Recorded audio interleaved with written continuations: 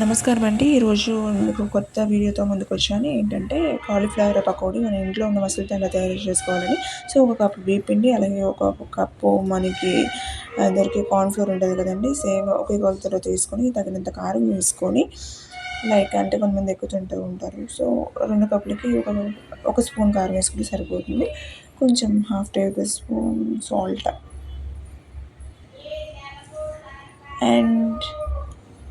And 1 table spoon garam masala powder,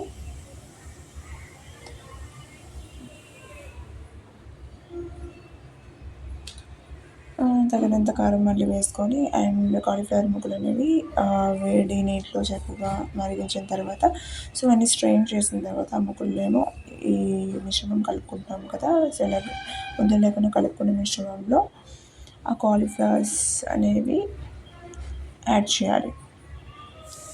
so అలా cauliflowers అనేవి add చేసిన తర్వాత నెక్స్ట్ ఆయిల్ మరిగించాలి. ప్యాన్లో ఆయిల్ ప్రాపర్గా మరగాలి అండ్ దిస్ ఆయిల్ అనేది సిమ్లో పెట్టి మరిగిన తర్వాత ఈ కాలీఫ్లవర్ ముక్కలు అనేవి మనము ఆ మిశ్రమంలో ప్రాపర్గా మిక్సప్ చేసుకొని,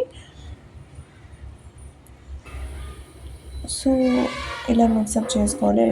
అదంతా పట్టిన తర్వాత మరిగించిన ఆయిల్లోని సిమ్లో పెట్టి ఈ ముక్కలని ఇవి ప్రాపర్గా వేసి చక్కగా గోల్డెన్ బ్రౌనిష్ కలర్లో వచ్చినంత వరకు సో దాన్ని అలా వేగిస్తూ ఉండాలి. సో అవి బాగా వేగితేనే మనకి టేస్ట్ అనేది వస్తుంది. And how colour change అవుతుందిగా.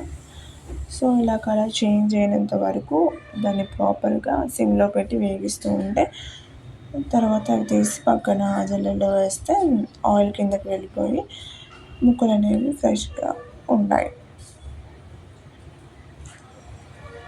Okay, ready. So tasty cauliflower pakodi ready అయిపోయింది.